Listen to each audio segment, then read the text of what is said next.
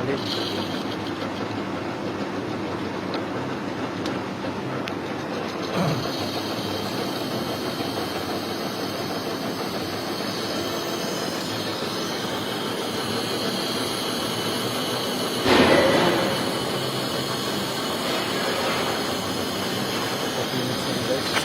Ito yung plano natin.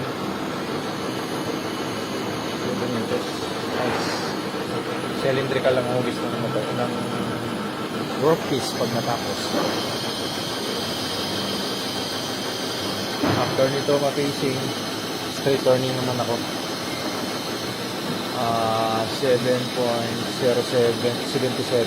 ang diameter sa ngayon. So may tatanggalin pa ako dyan na 77,000 na ba yan? In fairness, ang ganda ng kasi yung insert na ginamit ko, ginawa ko ng top right. Minodify ko yung insert, hinasa ko yung ibabaw, tapos nilip ko ng konti. Kaya makinis yung pasada. Okay, thank you for watching. Bye bye.